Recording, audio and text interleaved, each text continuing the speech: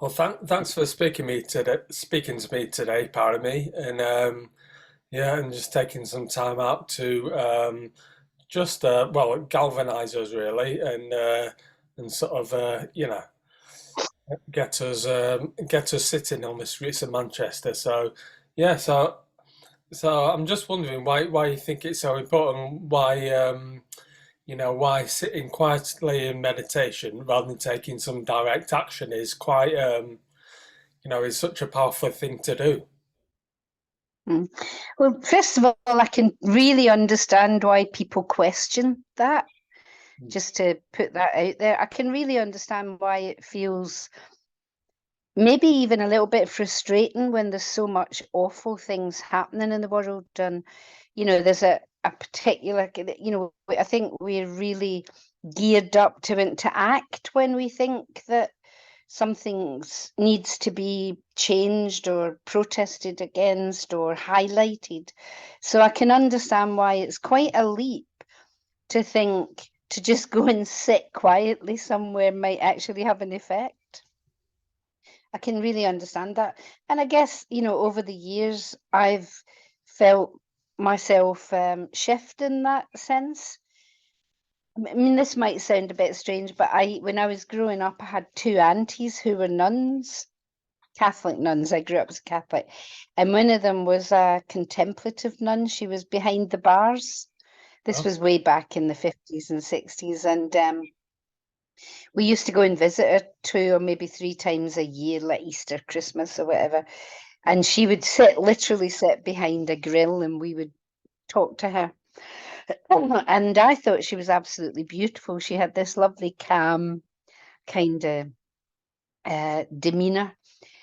And I had another auntie, they were sisters, and who was also a nun, but she was a missionary nun. And she was a medical missionary because she'd trained as a nurse before becoming a nun. And she was out in Africa. So she used to come home and visit where I lived with my granny, and she used to come to stay with my granny, and she'd tell us these tales of all these wonderful things she was doing, like in the jungle, and converting the natives to Catholicism. Now, looking back at it from the perspective of today, I can see the problems in that, but the fact was she was doing good in the world, it seemed.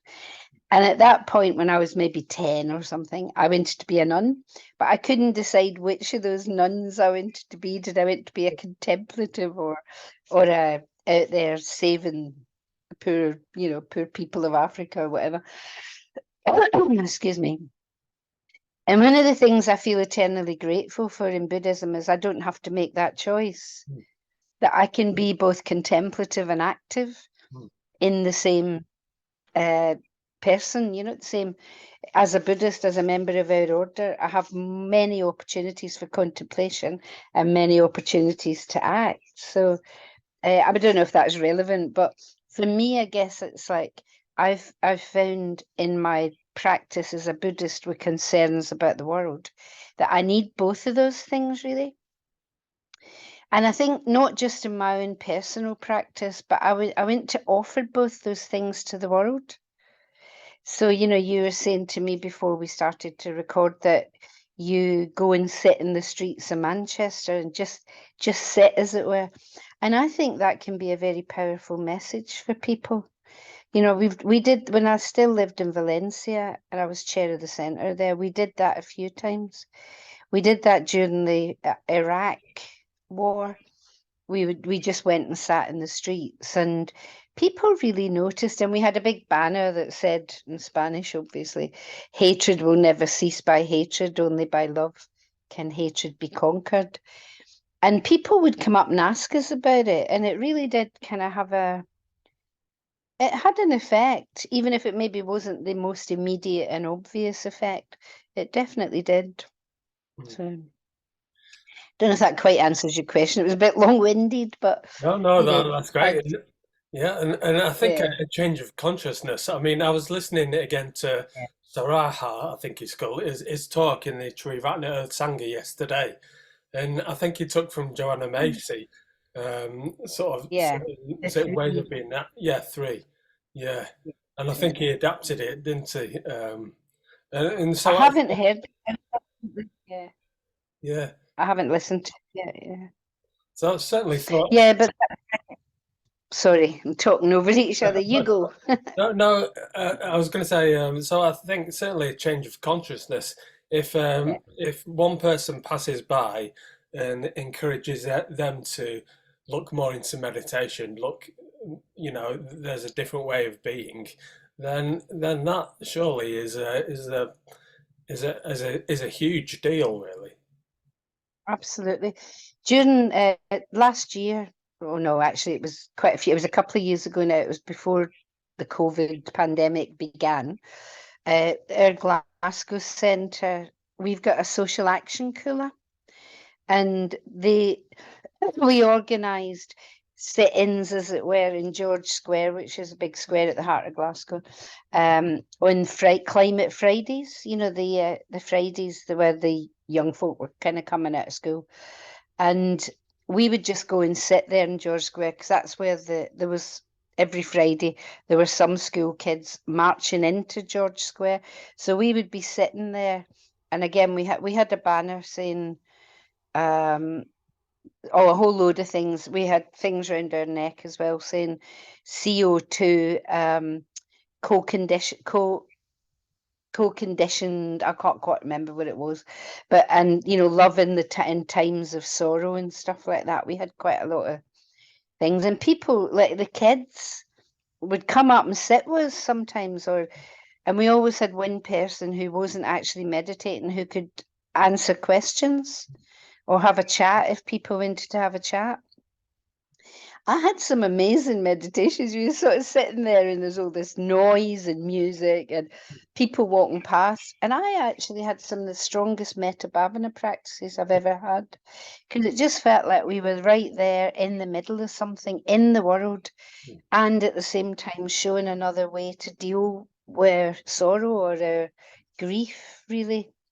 Yeah, Both that for ourselves, but also we were offering that to people that were coming by. A lot of people came and sat with us. Again, the summer was easier, I have to admit. yeah, yeah, Yeah, it was easier sitting in the sunshine as well. I found it easier sitting in the sunshine yeah, definitely. than sitting in the pouring rain. Yeah. Excuse me. Yeah, because I was thinking there's many different ways to communicate, and sort of a Yeah, non-verbal way, such as sitting peacefully in meditation with some banners. That seems yeah, like quite yeah. a very strong message to give, really. I think so. Yeah. And on those Climate Fridays, we found that a lot of young people were really interested.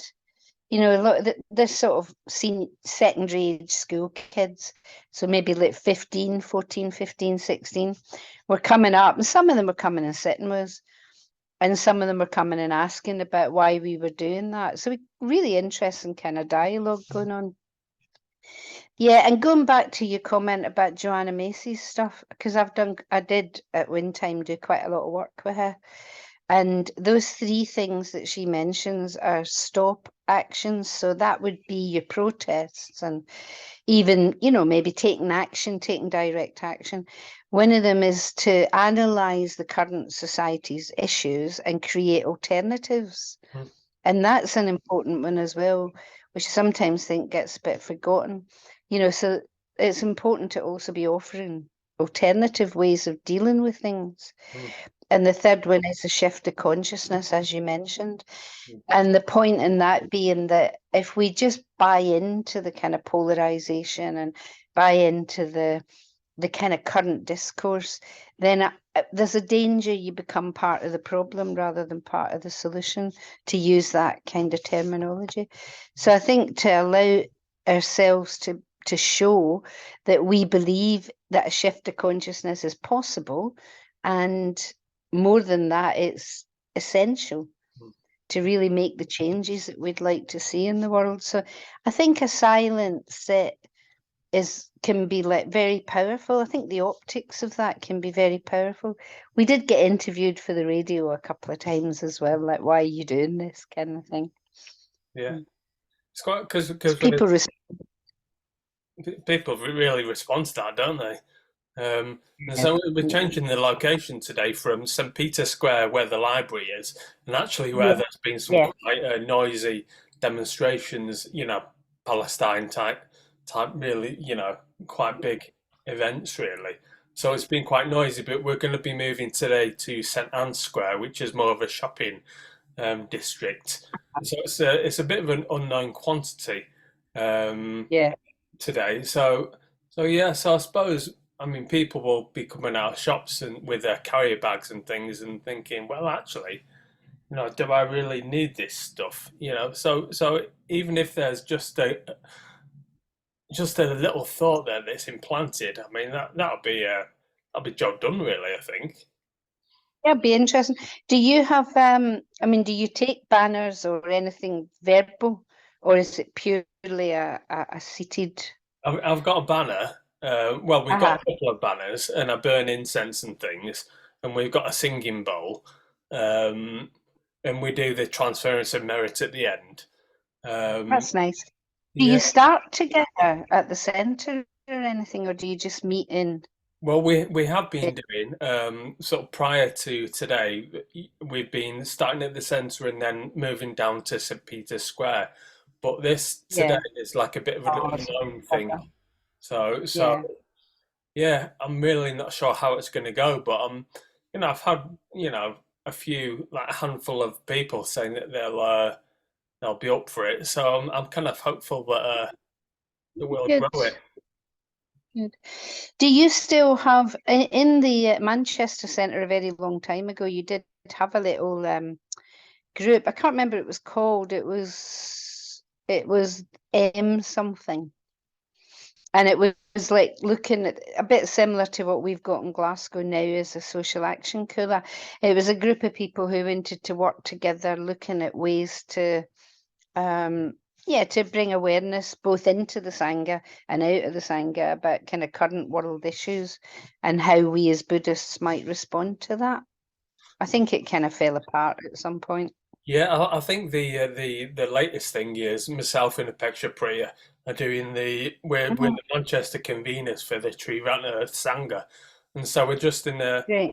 hopefully we're going to be mandated by the centre soon, in which case we'll be able to advertise on the website and get plug into the Sangha more. But at the moment we're kind of a little bit on the edge of it, so it Yeah, feels like it's starting a bit of something. a transition. Yeah. Yeah, good. I mean, we formed this quite a few years back now, the Social Action Cooler, and we kind of spent a few meetings just talking about what we thought the purpose of it was, and it seemed that there were a number of purposes, and one of them was to feed and resource us as practitioners with an interest in social action, but very much looking at the dharmic underpinnings of that social action. And our mandate was from the Centre Council was I'm not so much part of it at the moment. I helped set it up, but I really wanted some of the younger folk to kind of take it on, and that's happening now. So partly it was like feeding ourselves in a way, but the other thing mandate was to think about appropriate actions that we could maybe take. So something like those things of going and sitting in George Square meditating during Climate Friday and stuff. Uh, so the mandate holder would take that to the council and just let them know what we were doing, so that it was always in relationship to the Buddhist centre's purpose, really, of teaching the Dharma. So it was never something that kind of split off and became overly politicized, although obviously there's a political aspect to it, but we really wanted it to be plugged in Hmm. to the Dharma and plugged into the centre's general kind of teaching. Yeah, yeah. Mm.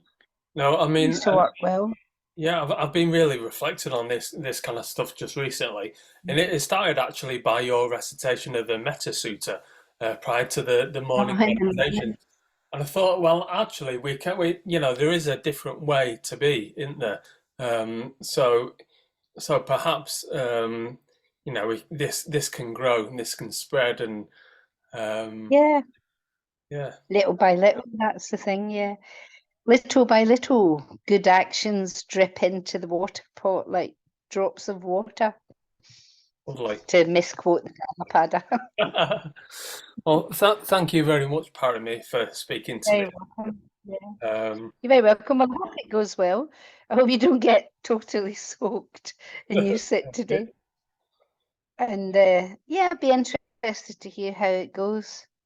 yeah, I'll stay in touch. I can't find the Yes. recording off button, but yeah, I'll. It's Yeah, great. thanks again for that, Parami, and Okay, have a good day. Yeah, thank you. See you later. and good luck. Bye. Okay. Bye. Thank you.